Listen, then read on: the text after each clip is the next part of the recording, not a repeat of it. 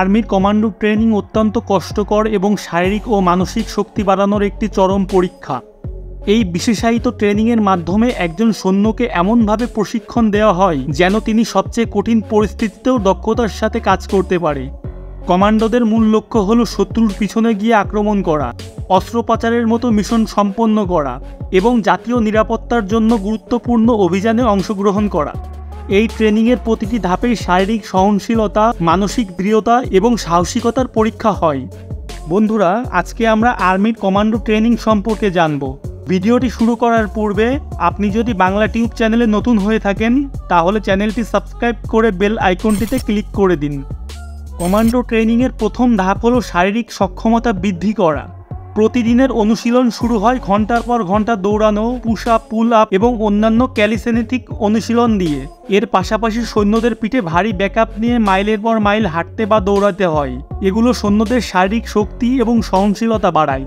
এইসব কমান্ডোদেরকে পাহাড়ি এবং দুর্গম এলাকায় ট্রেনিং দেওয়া হয়। তারা বিভিন্ন উচ্চতায় পাহাড়ি চূড়ায় ওঠার কৌশল শিখে। শীতে, বরফে এবং গ্রীষ্ম বর্ষায় প্রচণ্ড গরমে এই অনুশীলন চালানো হয়। এতে তারা প্রত্যন্ত এলাকায় অভিযান চালানোর জন্য উপযুক্ত হয়ে ওঠে। তাছাড়া এই কমান্ডোদের একাধিক ধরনের অস্ত্র চালানোর দক্ষতা অর্জন করতে হয়। প্রতিটি অস্ত্রের সঠিক ব্যবহার ও দ্রুত প্রতিক্রিয়া করা শেখানো হয়।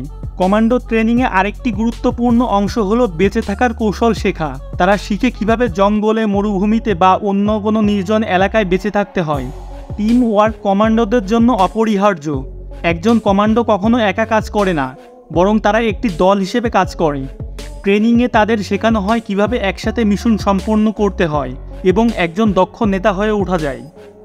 প্রতিটি কমান্ডোকে তার ব্যক্তিগত দক্ষতা এবং সামরিক জ্ঞান এমনভাবে বাড়াতে হয় যাতে তারা সবসময় যুদ্ধক্ষেত্রের জন্য প্রস্তুত থাকে। ট্রেনিংয়ের মাধ্যমে শারীরিক, মানসিক এবং কৌশলগত দক্ষতা অর্জন করার পর একজন সৈন্য একটি চূড়ান্ত পর্বে উন্নীত হয়ে কমান্ডো হিসেবে নিজেকে প্রমাণ করে।